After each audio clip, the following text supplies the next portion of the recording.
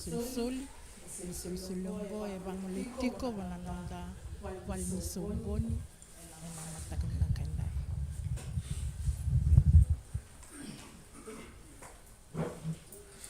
Kalonga talevo dina nonda solika ruotolo. Kalonga talevo dina nonda solika. Kina nonda vaka mena solika. Kendo na lolo matu. Nima mate kochisu. Misakaya otikina nonda solika. Kuali voraki ena nomu solika. Loma soli sana bebi nenda solika. Keru lai walena ena kale kabua. Nonda soli kele sana nona. Emundo sawele tiko mondo soli mai. Kasolia nalo mambu veci suendai. Savole kanina ma mena le sutale mai. Sana sama kene kina nona solika.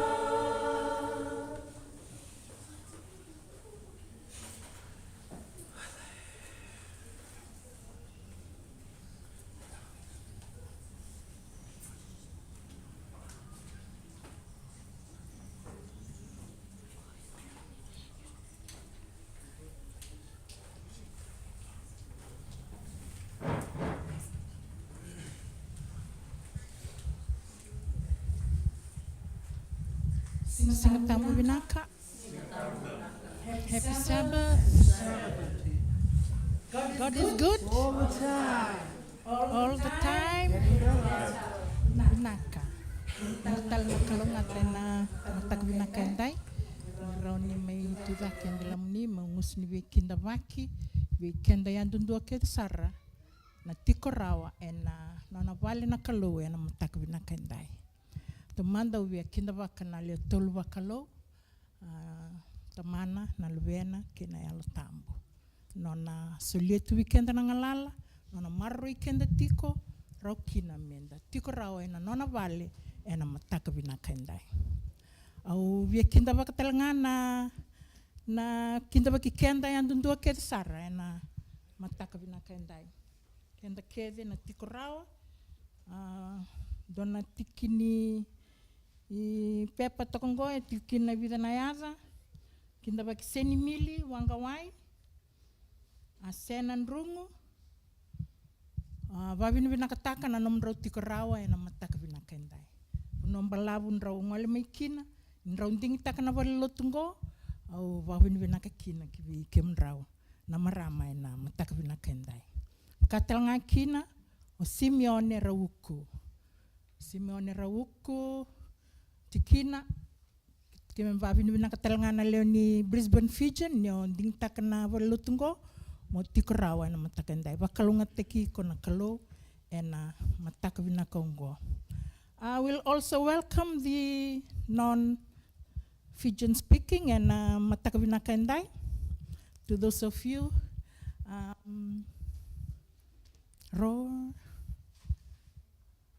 Roshika, Monisha, thank you for availing yourself today. It's Sabbath day to come to this church and worship the Lord with us. Kimdo talnganam already Uncle Fred, tigo batiki kenda na matakendai sandinde Uncle Fred nomu sengani tigo batiki mami au kinda baki ko talnga ena bula binaka kena yata ngoni turang o Jesu Kristo ena mataka binakendai. Weekend ke sara ke menina tata, kinda ke menina talnga ena matakendai na nomni pangalalte ke menini tikorawa ena songoni ena mataka binakongo. Ke menina darwo ke ngone lewa binawalew nomni tiko ena matakendai.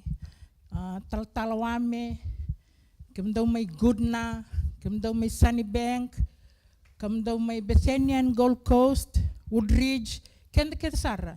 Da tiko rai na matakongo, kenda baki kenda baka yandun dua. Ena mataka vinaka indai.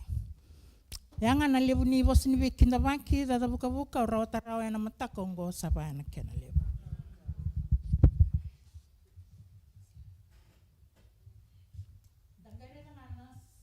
Sere 515. The Lord is my light. Kere men da tudake, da bakalang-langia na kalau en nandalangata na sere.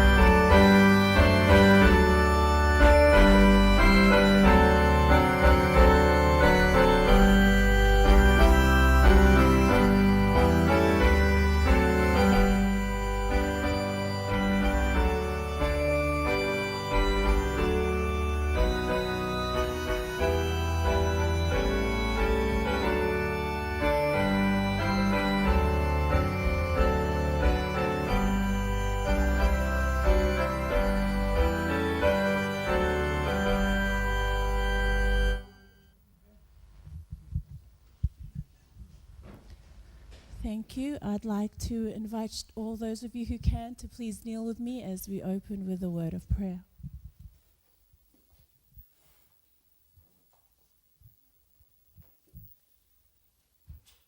Our loving Heavenly Father, Lord, it is a privilege to be found in your house of worship this morning. We would like to take this time, Father, to acknowledge your goodness, your grace, and your might over each of us over another week that we have come through. This morning, Lord, we come bearing our sins and our burdens, and we lay them at the foot of the cross. Father, may you carry our burdens as you have promised in your word. We come with humbleness of spirit, hoping to receive hope and encouragement and peace from the messages that you will be sharing through the women this morning. Father, we welcome the presence of your Holy Spirit. We seek its power and wisdom to fill us, Father, as you speak through each and every one of the women, Lord, that has been preparing throughout this week. May you open our hearts, Father, to your truth, that we may be receptive to your teachings. Whatever, Father, you have prepared for us, Lord, help us to ask within our hearts how we can become better doers and better witnesses of your light, Lord, as we go out into the world throughout the week. Father, this morning we seek a special blessing over each and every soul that is bowed and kneeling before you in this house. Lord, we are sinners and we fall short of your glory, but we thank you, Father, that we are victorious in you, in Jesus, who gave his all, his life, Father, for our salvation. We don't forget, Lord, our family members and our loved ones who are not able to join us in your house of worship this morning. We ask, Lord, that they receive a special portion of your blessings as well, especially, Lord, to our viewers, online viewers who are watching and listening. May they feel your presence, Lord. May they be uplifted and encouraged this morning by all that will be shared. Father, this is our humble request, and we ask it in no other name but the loving and saving name of Jesus Christ, our Lord and our Savior. Amen.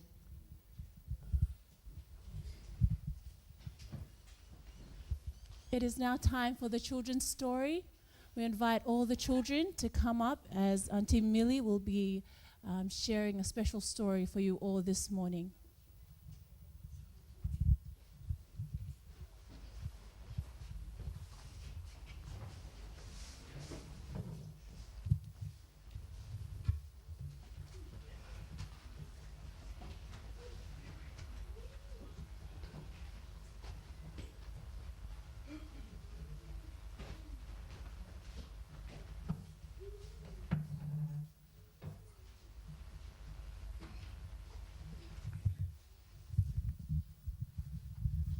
Happy Sabbath, boys and girls.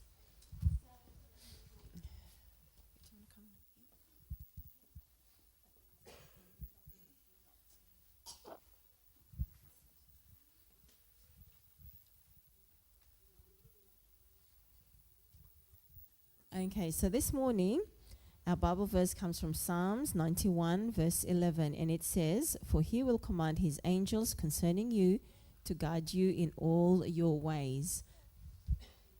We've had that text a few times, haven't we? Okay, all the miraculous works that angels help us do or help us get through. Okay, so this morning that's our Bible text again for children's story. Okay, so who likes playing in the rain?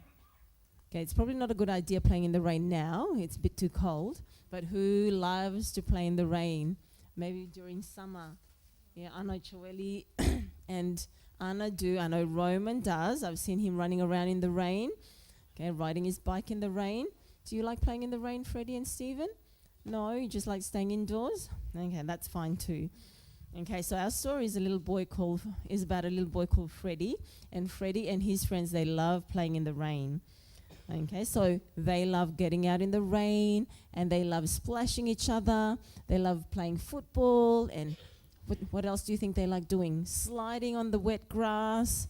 And you do that as well? Yes, that's what they were doing. They love opening their mouths and letting the rain fall inside. Okay, do you like doing that, Roman? Yeah, you like doing that too. Okay, very good. Okay, so they were playing for a while, and Freddie was a little boy. So he decided, I'll go play on that side. So it's a little distant from his friends. Okay, then he thought, I'll play a new game now. I'll run forwards and then I'll run backwards. So he ran forwards. He started running backwards. But you know what? He didn't notice something on the ground. If you're running backwards, can you see what's behind you? No. You know what was behind him? There was a hole behind him. Okay, there was a hole behind him, not just a little hole, it was a big hole. Okay, there was a hole behind him. And because it's been raining overnight, that hole is filling up with water fairly quickly because it kept raining and raining. As he was running backwards, you know what happened to Freddie? What do you think happened, Roman? That's right. He fell into the hole, and the hole was dark and was cold. And Freddie was just a little boy, and he was trying to climb out of the hole, but he couldn't. All the other boys, because they were far away from him, they didn't see what happened, but only another child saw what happened. But the other child was so small he could hardly speak. So he ran to the other boys that were playing and tried to tell him, "Come and help Freddie," but he couldn't get the words out. Okay, so he called and Freddie was trying very hard to get out, and he tried pushing and tried patting, okay, to pull himself out, but unfortunately he sank deeper and deeper into the hole until it was totally dark, okay, and he just stopped breathing. But just as he stopped breathing, okay, he felt someone trying to pull him out.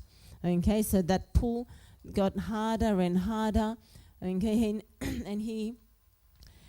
and he noticed that he could see sunlight now. He was getting pulled, and suddenly he was pulled right out of that hole, and he looked up and he noticed an old man pulling him out. The old man laid him on his side, and then he started out the water, and the old man smiled at him and quickly walked away.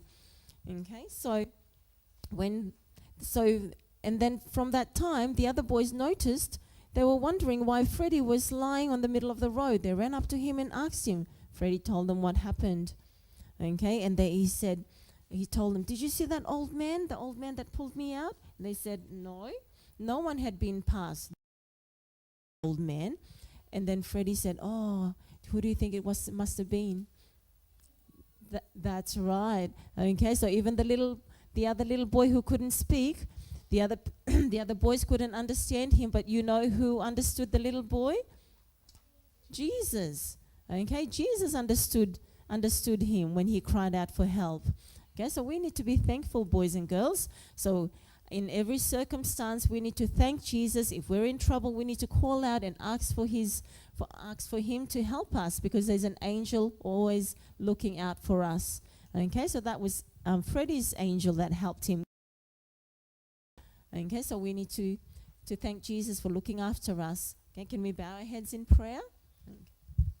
Okay, thank you, Lord, for the story this morning. We pray, Lord, that our angels watch over us each and every day, and we also ask the children to call out when they need help. Sometimes mom and dad may not be around, but help them to have faith that Jesus and their angels are always out there looking after them at school, at home, or wherever they may. Pray. Amen.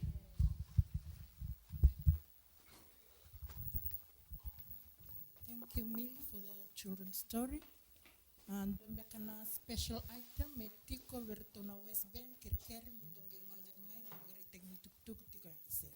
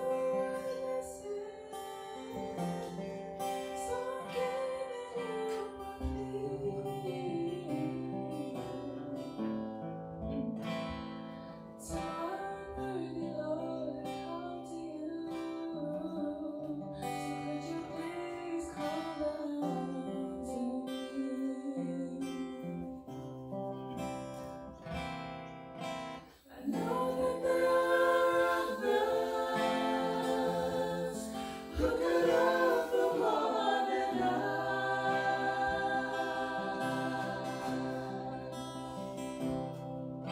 I promise you I'd understand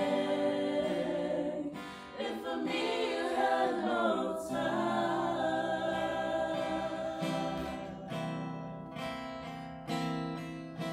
I think I'll just sit bottom, and I'm looking up to see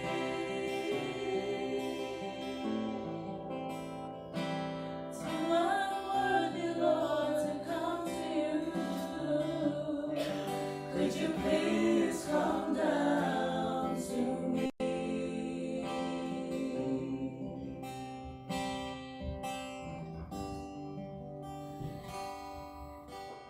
Yes, let my spirit breathe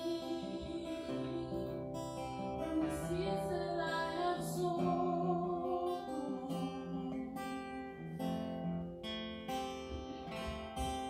Lord, you owe me nothing.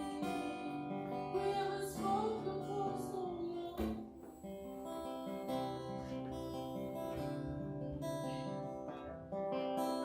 This person I see, I've lost my mind.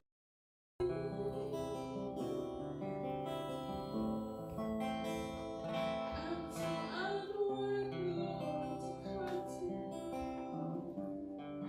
Would you please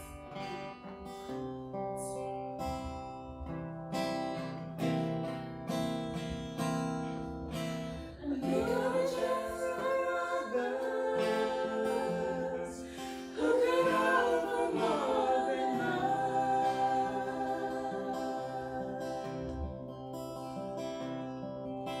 I promise you I'd understand if for me you had no time.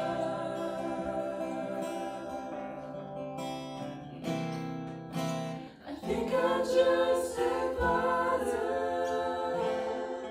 and I'm looking up to see I'm too unworthy, Lord, to come to you. Could you please come down to me?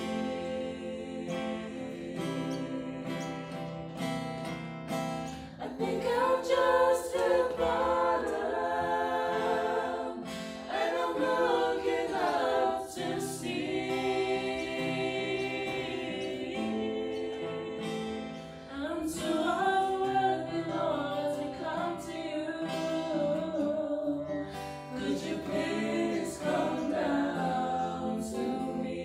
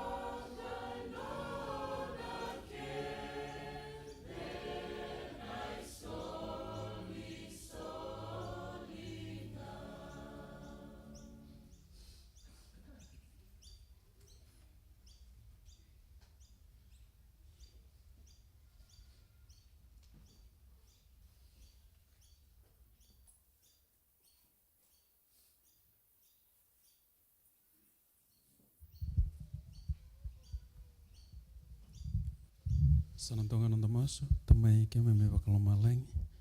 Na wale utoranga na mbula, na wale na bakaloma tataki. Ni sobra ka keme me nanda mada. Da sarana kali lai, tikina lilai keme basuka keme ni. Sakira toranga, muni na bakaloma taka me lai yang kina nomni taka. Wiro nomni tamata, bakaloma tatalanga non rombula, kina romata babale. Wira rantondolinga, keme sing tondolinga ni bukikimam. Ena mataka ni kome keme sulia ba utituranga. Mbula meanga kina no muni taka ene uti ngonongo Jesus ne bakambula. Amen.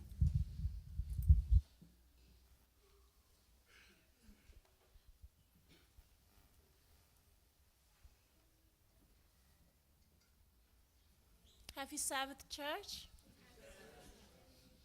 I'd like to extend a warm welcome to everyone who has joined us since the words of welcome were shared. For all of our visitors this morning, we thank you for choosing to worship with us here at the Brisbane Fijian SDA Church.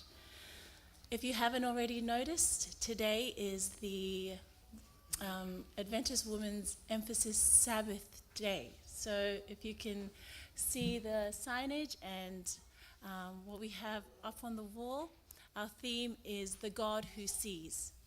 And we hope you are blessed by all the messages that will be shared shortly.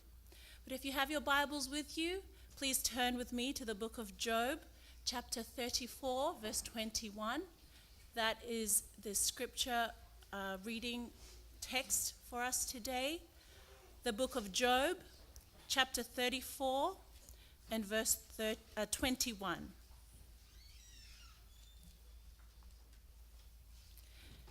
It reads, "For his eyes are on the ways of man, and he sees all his steps." One more time. "For his eyes are on the ways of man, and he sees all his steps."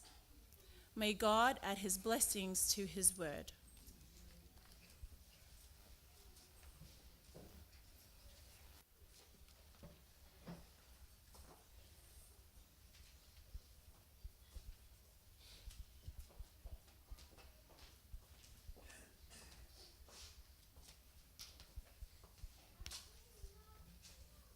Sabbath. May I repeat, the God who sees us. For his eyes are on the ways of man, and he sees all his steps. Job 34:21. Which of our senses are most essential? Which of our 5 senses are most essential? Surely the answer is all of them are essential. But without a doubt, the most important sensory organ of all is the eye. Up to 80% of the impressions we perceive come to us through our sight. In fact, if any other senses, for example, taste or smell, stop working, sight is the one that best protects us against danger. Question is, do we see much as we should? Our lives are so hurried that we limit ourselves to urgent needs and often give up seeing the profound. How many things do we stop seeing? How much goes unnoticed in our lives? We live in the world that is in crisis. We face many difficult situations. The lack of values, empathy, and love in the world often hinder us from perceiving the impression we receive through sight.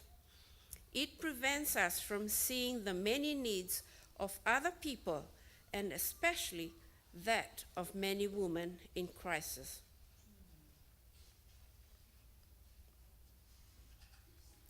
Women struggle every day to get ahead, even in their crisis and pain. According to the World Health Organization, it is estimated that 70% of those affected by hunger in the world are women, and that's 5.9% of women in the world experience despair compared to the 3.2% of men, which is almost twice as many women suffering from depression and despair as men. Many women experience feelings that nobody loves them, nobody cares for them, and for this reason, they go unnoticed as if nobody sees them. What? How can I press this? Oh, you do it. Sorry. So what does it mean to see? Seeing is perceiving through the sense of sight. This is physical. Seeing is perceiving feelings and understanding them. This is emotional. Seeing is perceiving intelligently and attentively. This is cognitive. God sees you, and you are precious in His sight. He sees and identifies your physical situation. He sees and understands how you feel. He sees and pays attention to what you need. This morning, we will consider 3 biblical women who were seen by God in their time of need: Hagar, Rizpah, and a woman caught in adultery.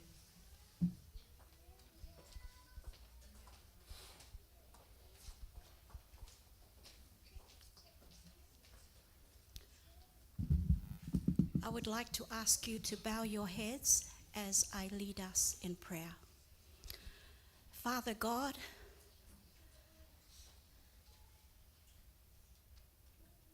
I ask that may the meditations of my heart and the words of my mouth be acceptable in your sight. May your people hear you and may they see you, is my prayer. In Jesus' powerful name, amen.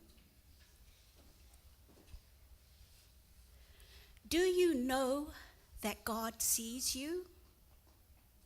He literally sees you. You, me, everyone in this room, and everyone tuning in through social media, God sees you.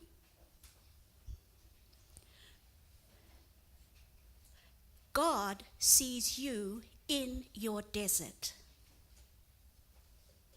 That is the title of the topic that I'll be covering. God sees you in your desert. And speaking of deserts, the world has many deserts, but the Atacama Desert of South America is considered the most arid in the world, the most driest and barren. It is about a mile strip long along the Pacific coast west of the Andes Mountains. Atacama Desert doesn't have enough moisture for any of the creatures or the plants that live there, and certainly not for human beings to survive. In the Word of God, it talks about a woman named Hagar, and we see her story in Genesis chapter 16 and chapter 21, and this woman walked in a similar desert. The desert that Hagar walked around was the wilderness of Beersheba, a place where she did not know how to survive. And I am sure if we were put into the desert of Beersheba, we all would not know how to survive, not unless we come from the Middle East.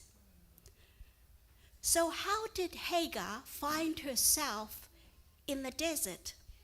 Number one, she was a foreign slave.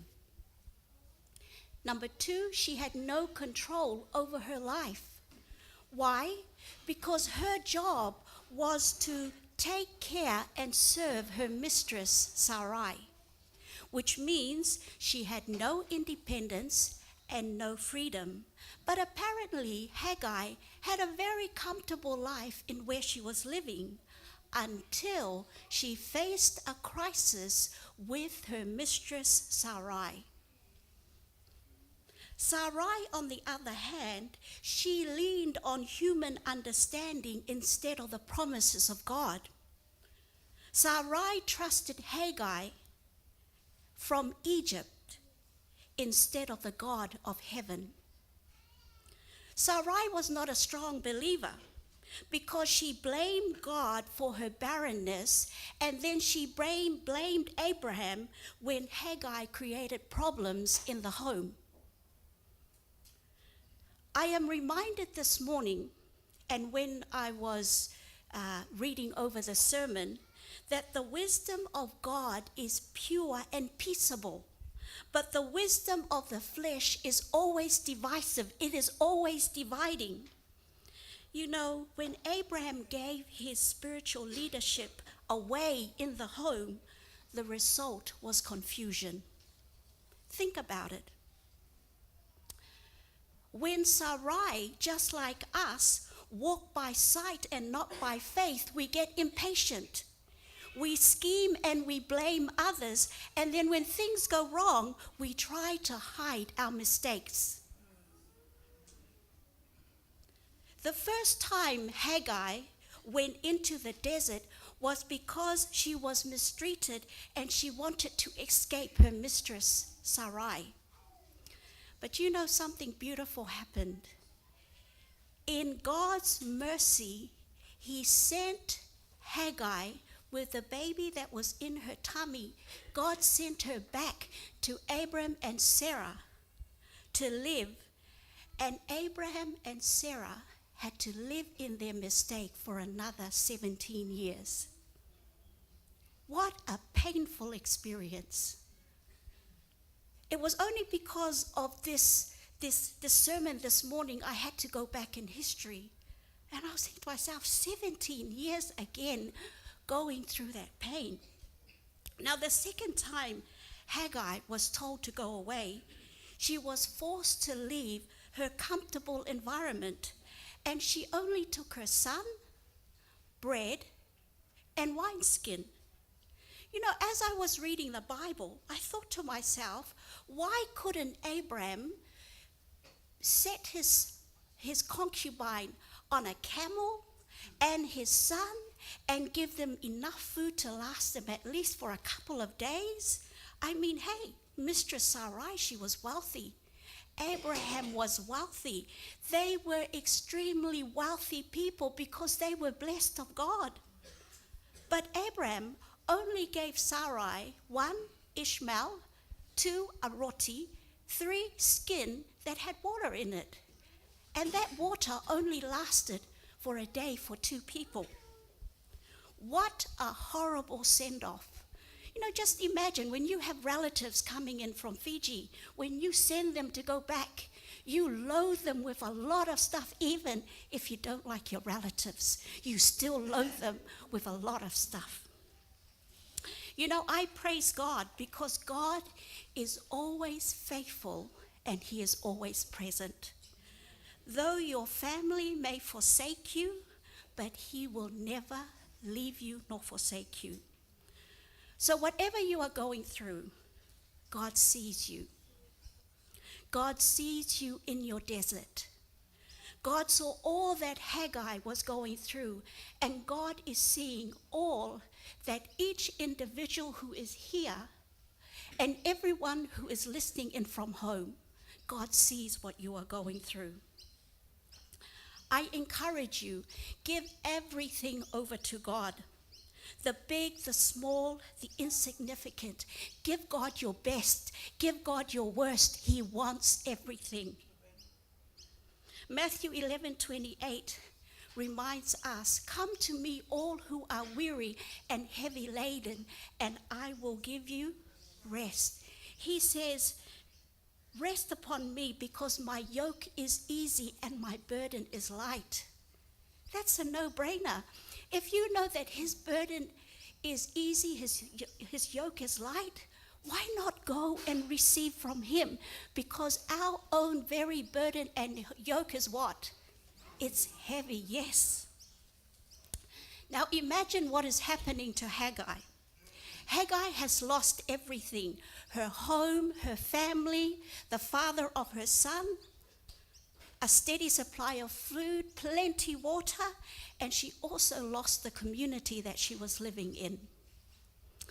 You know, as Haggai was walking, she became disoriented, and I know she was crying.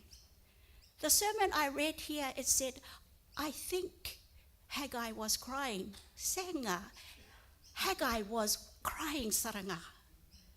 The Bible says that she was wandering. You know, wandering means you got no destination, just aimlessly walking around. Imagine if you do not know where you are going. Imagine if you do not know where to get food from, and imagine that you do not have any more water left. There's high risk of people that you will come across that will probably abduct you, do something bad to you in the desert. And if that is not enough, Haggai was about to see her only son die. In this story, this is the part that I don't want to read. This is the part I always skip, because mothers, we feel for our children. Sons, we feel for our sons. We feel for our daughters. You know, when Haggai was wandering the desert the first time, she was pregnant and in despair. But the angel of the Lord found her by the spring of water in the wilderness and called her name. This is verse 8. He said, Haggai, Sarai's maid, where have you come from and where are you going? God knows Haggai's status and her situation. God knows your name. God knows your situation, and he knows where you are in life. God knows that maybe you have come from Fiji to work. God knows that maybe you came here for something and you're here and you're asking God, please give me something. When God met Hagar, he gave her direction, and he gave Haggai a prophetic word about her son, and he even gave her his name, Ishmael, meaning God listens. Verse 10 says, Then the angel of the Lord said to her, I will multiply your descendants exceedingly. And behold, you are with child, and you shall bear a son, and you shall call his name Ishmael, because the Lord has heard your afflictions. Friends, know this. God listens. He will bless you because God is love. God sees you in your desert. Verse 13 says, And Haggai called the name of the Lord who spoke to her, You are the God who sees. Yes, my sisters, yes to you. God sees you in your desert. But what about now? Does the Lord hear the cry of her son? Does he see their misery? God heard his cry, and God hears your cry. Yes, God sees you in your desert. Genesis chapter 21, 14 to 21 tells us the story there that Haggai was no longer drinking any water. Now we know that we can go for a long time without food, but not so long without water. So it came to a stage where they have been without water for a while, and the desert is so hot. So she left her son a little way off, and she went that way because she did not want to be there when he dies.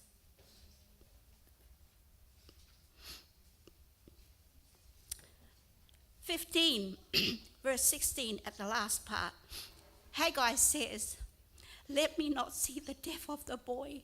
So she sat opposite him and lifted her voice and wept. Verse 17 says, And God heard the voice of the lad. verse 18. This is very powerful.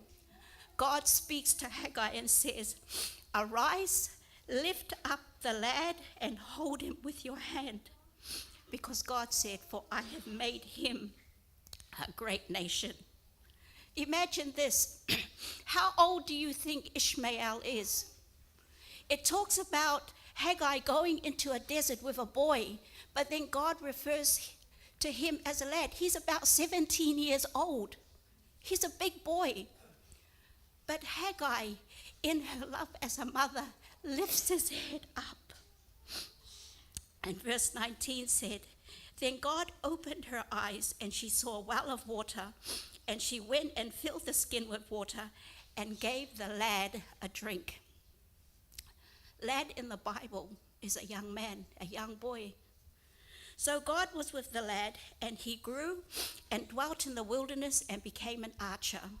And he dwelt in the wilderness of Paran, and his mother took a wife for him from the land of Egypt. Yes, God heard the weeping of Ishmael, and he heard the weeping of Haggai. God opened Haggai's eyes to see a fountain of water in front of her.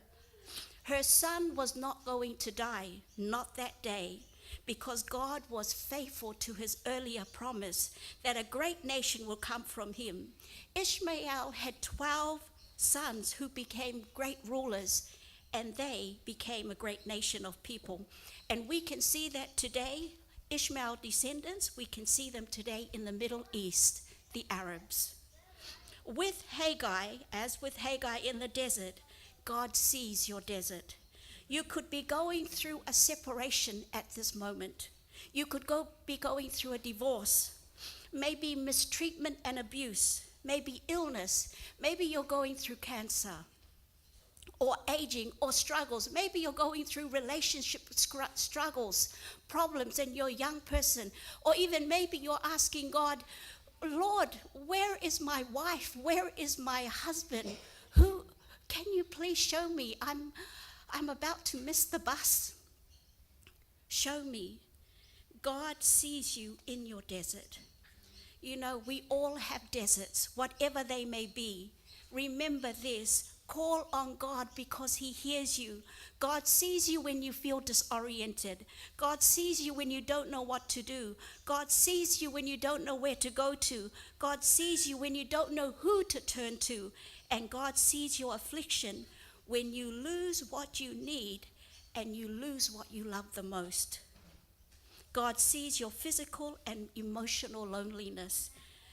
I am reminded that when you are at your lowest in life, that is when God manifests himself and he will give you hope. He will take care of you and he will provide a gushing fountain like what he did for Haggai. God will lift you up when the world abandons you. You'll come to a stage in your life when everyone around you will throw you in the rubbish bin. You will become the rubbish bin of the world. And they will think, "Oh, this person is nothing." God can take you from that rubbish bin and take you up and lift you up. You can depend on God's promises. He says in Hebrews 13 verse 5, "For he himself has said, I will never leave you nor forsake you." God saw Haggai. God was her strength. God was her light. God held her in his hands. He is the God who sees. So, my friends, do not be afraid in your desert because God sees you too. In closing, I leave this promise with you. It is God's promise for you from Psalms 46 verse 1. God is our refuge and strength, a very present help in trouble. Thank you.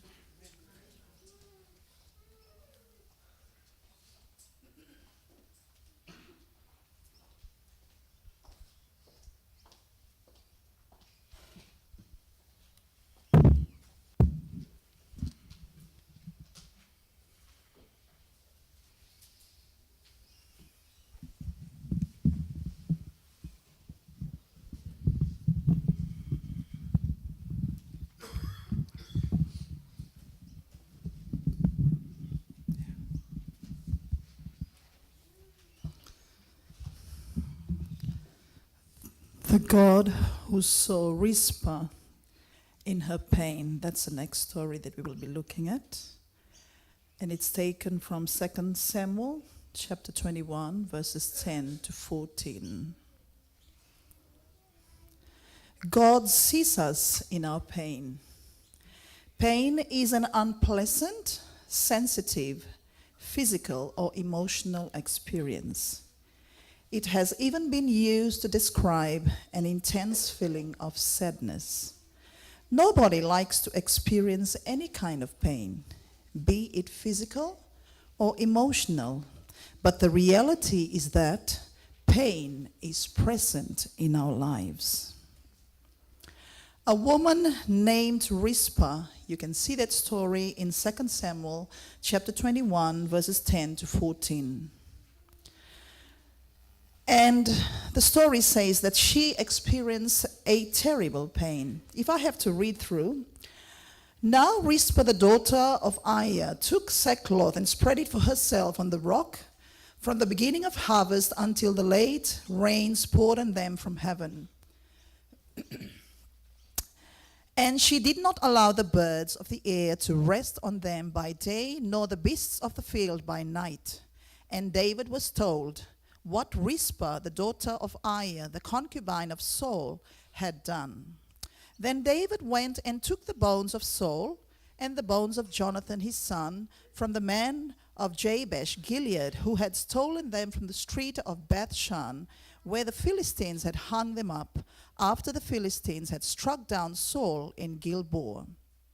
So he brought up the bones of Saul and the bones of Jonathan his son from there, and they gathered the bones of those who had been hanged. They buried the bones of Saul and Jonathan his son in the country of Benjamin, in Zelah, in the tomb of Kish his father. So they performed all that the king commanded, and after that God heeded the prayer for the land. So that is the story about Rizpah in 2 Samuel chapter 21, verses 10 to 14. Now, these are some of the lessons that we can gather from that story. Rizpah was a concubine of the late King Saul and mother of two of his sons, her only children. Rizpah's sons were executed for past actions of King Saul, not because of their actions or way of life. Imagine seeing your children die. Parents who love their children feel their children are the most valuable aspect of their lives. They hope to see their children grow, develop their skills, start families, succeed in their professions, and bury their parents. No one expects parents to experience the death of their own children. Rizpah showed her love and pain of losing her sons by taking a sackcloth, dark and rough cloth generally woven with goat or camel hair, to the place where the bodies hung from a tree. She spread the sackcloth on a rock, watching the bodies of her sons harden, then soften, then enter a state of decomposition. This would be painful enough, but imagine constantly scaring away the scavengers and birds of prey between the beginning of the harvest until rain came. She protected the bodies probably for 6 months, sleeping there, eating there, everything there. The pain and sadness this woman felt was terrible. What she experienced was not easy. Pain can come from physical distress, such as headaches, bodily assault, broken bones, surgical pain, or internal disease and injury. Pain can come from emotional trauma, such as worry, offense, fear, grief, anguish, or anger that may in turn manifest itself in general physical pain. Pain is not easy, but the pain is not forever. You do not have to scare away the birds endlessly. As with Rizpah in her pain, God also sees your tragedies. God sees your tears when your life is out of control. God does not plan your pain, but has ordained a time for everything, even a time to cry. You can see that in Ecclesiastes chapter 3, verses 1 to 4. Knowing that God is in control does not always take away your pain, but it will give you peace and hope. God gives emotional, physical, and spiritual healing and uses all things to work together for good to those who love God, to those who are called according to his purpose. God sees your pain and he transfers your pain into a blessing. God will strengthen you in your pain because he sees your need and restores you. God restored Rizpah through her tragedy because water filled the land after a long time of no rain, and King David tenderly buried the bodies of her children in the tomb of Saul's father Kish, their grandfather. In summary, this world has changed from even a couple of years ago. Everyone would have noticed that. It seems that anyone can find about us. The places we visit online, the places we visit in person or in our cars, our preferences at the grocery store, our charitable donations, even our mobile phones track our every move and choice. Advertisers are counting on artificial intelligence, knowing more about us than we know ourselves. But artificial intelligence and algorithms cannot measure, cannot predict, or fulfill the spiritual needs of our hearts. We have a God that sees us. God sees us in our tragedies. He sees our tears when our lives are out of control. He ordains a time for everything, even a time to cry. He uses all things to work together for good. He transforms our pain into a blessing. He will give us strength in our pain because he sees our need and restores us. There is a promise from Psalms chapter 34, verse 18. The Lord is near to those who have a broken heart and saves such as have a contrite spirit. Vinaka.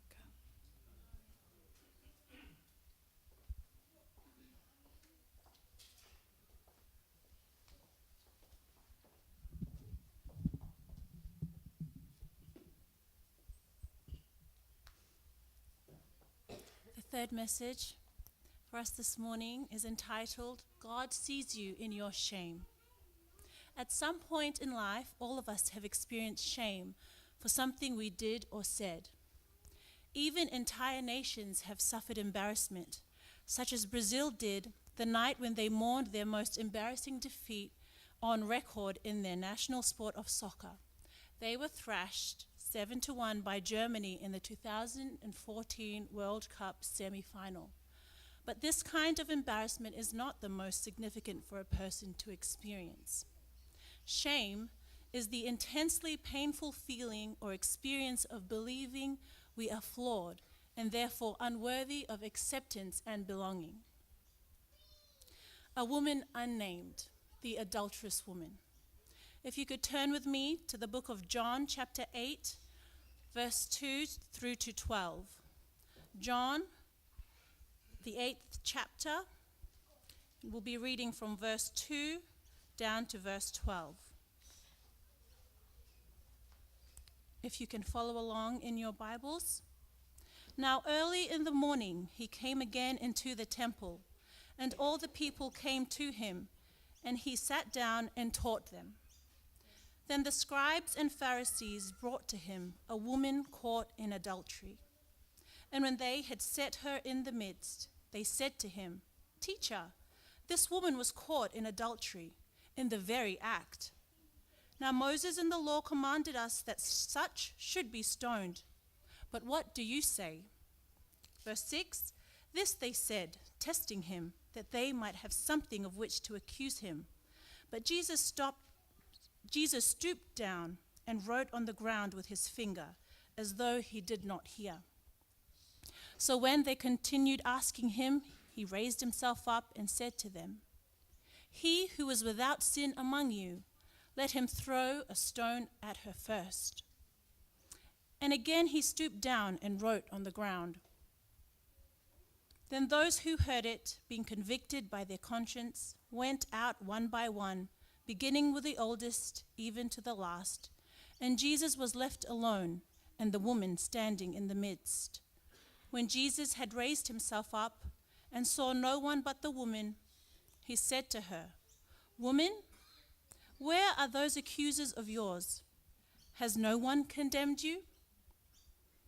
She said, "No one, Lord." And Jesus said to her, "Neither do I condemn you. Go and sin no more." Then Jesus spoke to them again, saying, "I am the light of the world.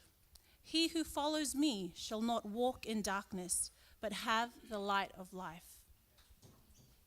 A woman is mentioned in John 8, verse 2 through 12, but her story is so full of shame that her name is not even recorded. She is simply called the adulterous woman. What this woman had to live through was not easy. She had to face many people who looked on her judiciously, critically. It is no surprise she was filled with even more shame when she was caught in the awkward position of adultery. Imagine early that morning when the Pharisees hauled her out of bed. Perhaps they did not give her time to fully dress. What a sight it must have been as the religious leaders marched her down the streets until they reached the temple. People would have hurried from everywhere to watch, looking through windows, from behind doors and market stalls, murmuring about what she might have done.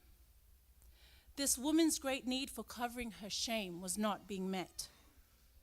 At times when we are criticized for our actions, judged for our unwise choices, and waiting the punishment of a sentence, we feel unworthy. Women feel unworthiness for various reasons: shame for their physical appearance, shame for their family, shame for their addictions, and this is not exclusively substance addiction, but also behavioral addiction. Shame for defects they want hidden. Shame for not being enough, or for not being able to fit in amongst the best. And so many other things. The effects of shame span across many debilitating deficiencies, including insecurity, the inability to perform a task, the impediment in developing abilities. The result can become as severe as self-hatred and even suicidal tendencies. The Pharisees took the woman to Jesus and asked how he would judge her. He didn't reply, but began writing on the ground. When Jesus finally stood up, he saw no one except the woman. Jesus fixed his eyes only on her. She must have felt as if nothing else in the world mattered to Jesus at that moment except for herself. Shame was killing this woman, but Jesus saw her need and covered her shame. How? Jesus looked on her with compassion and forgiveness. He loved her unconditionally and fully. And above all things, have fervent love for one another, for love will cover a multitude of sins. 1 Peter 4:8. Stop carrying the burden of your shame. Jesus already took the burden upon himself and paid the price for your sin and shame to be covered and removed. Isaiah 53:4-5 tells us, "Surely he took up our pain and bore our suffering, but he was wounded for our transgressions. He was bruised for our iniquities. The chastisement for our peace was upon him, and by his stripes we are healed." As with the adulterous woman in her shame, God looks and sees your failures. He sees what makes you worry, what makes you feel insecure or unworthy, what makes you weep. Your shame may be only known to you, but He sees it. Yet God does not condemn you. He does not blame you. He does not criticize you. Instead, He covers you with love and forgiveness. Then He restores you and transforms you. Only by encountering Jesus personally can we find joy and full satisfaction. So let us always remember to look to Jesus.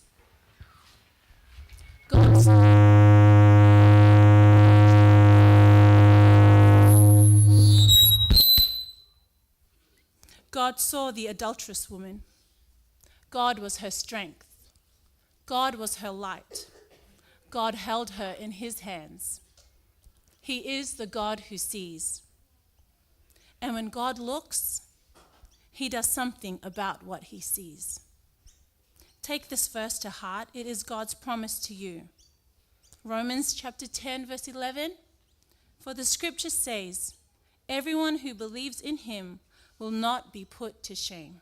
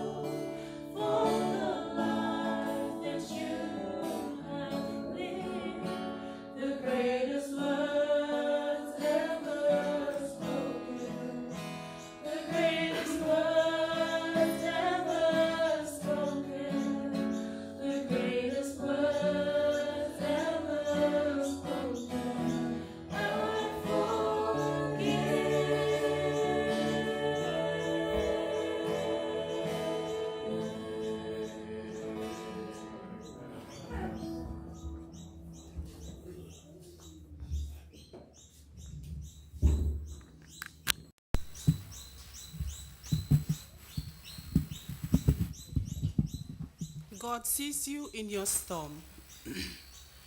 A woman named Edith was scheduled for an airplane flight. Although the weather that day was not favorable, the airline decided the flight would still leave.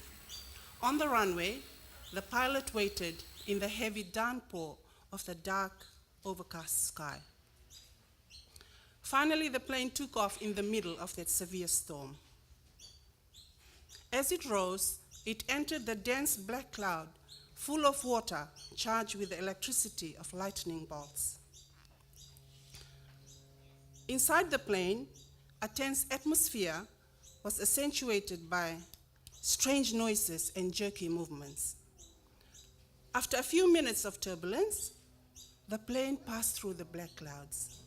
Immediately, the lightning ceased, the storm cleared, and the sun shone brightly in a blue sky. It was a beautiful day above the storm clouds.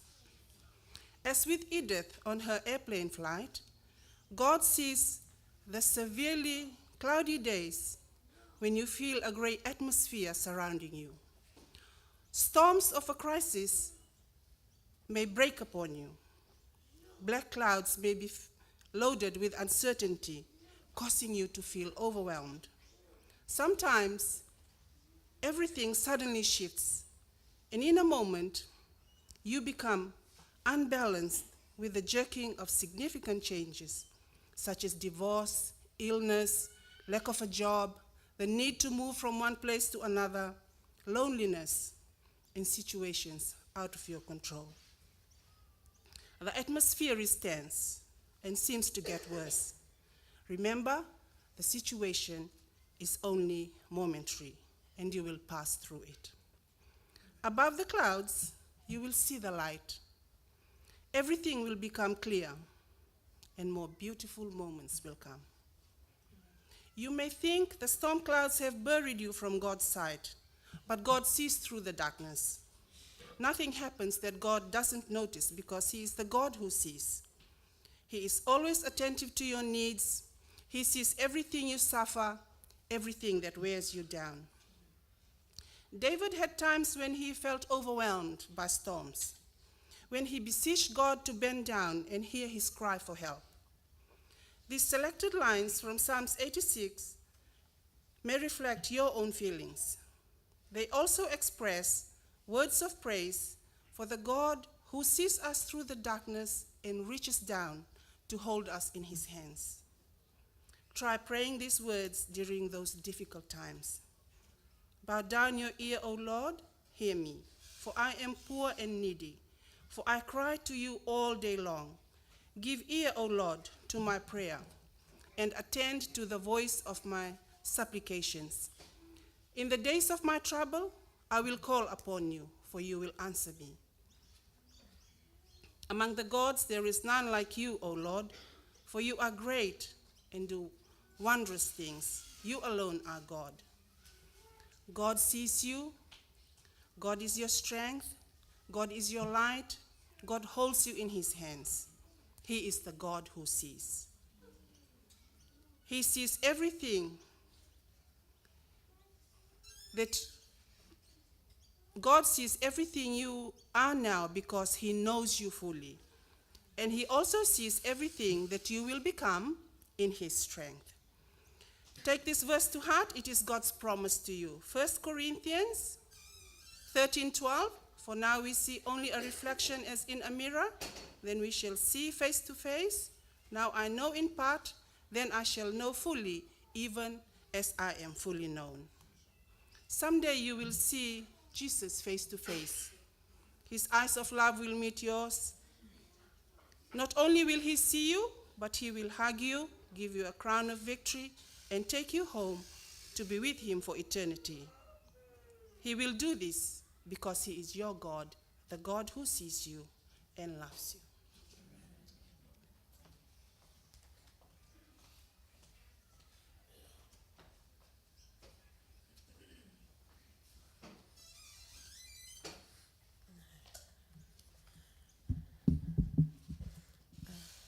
Looking at all these women in the Bible that we've heard and their situations that are still relevant to us today, we, the women of the Brisbane Fijian Seventh-day Adventist Church, would like to appeal to you this morning. Do you want to leave Jesus, to leave everything in the hands of Jesus? Your crisis, your loneliness, your fears, your failures.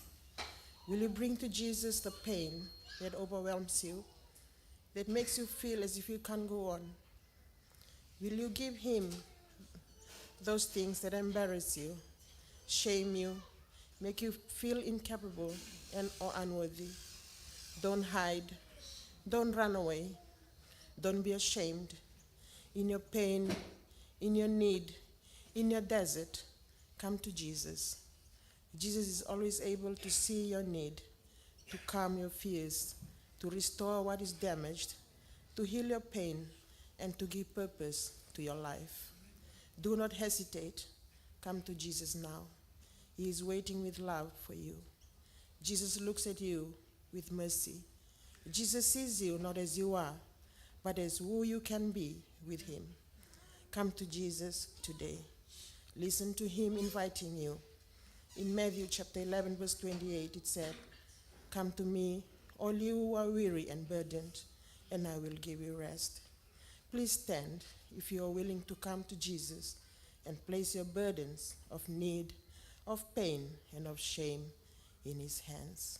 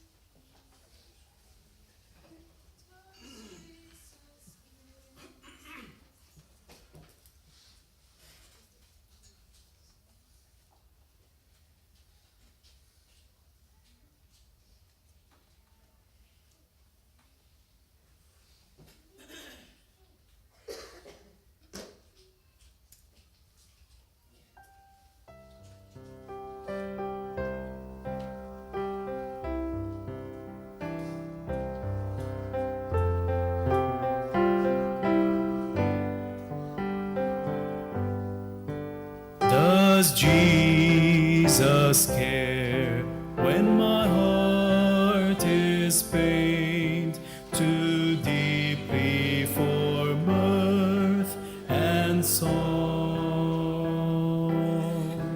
As the burdens press and the cares distress and the way grows weary and long.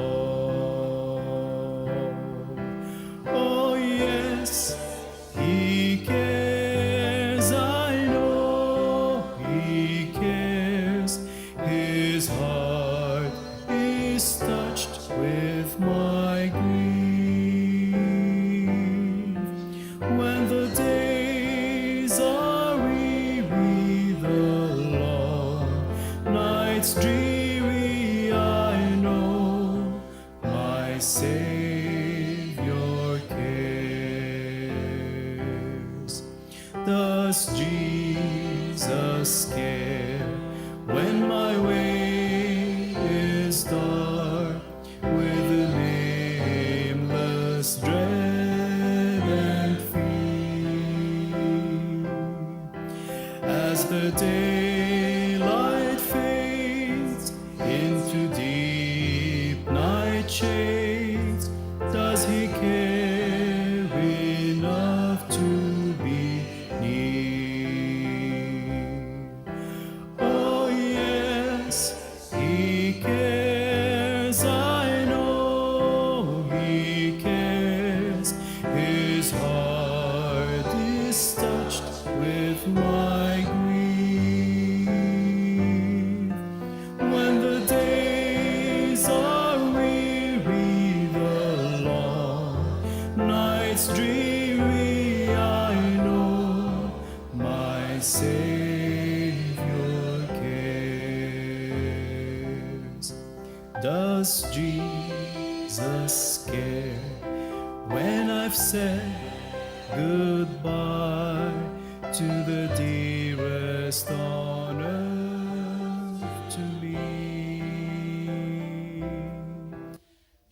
And my sad heart aches till it nearly breaks. Is it all to him does he see? Oh yes, he cares, I know he cares. His heart is touched with my grief. When the days are weary, the long nights dreary, I know my Savior cares. I know my Savior cares. Father God, we just want to thank you, Lord, that you care for us. We thank you and you praise you, Lord, because you see us in our wilderness, you see our pain, and you reach down and you restore us. Thank you, Lord, for restoration. In Jesus' powerful name, amen.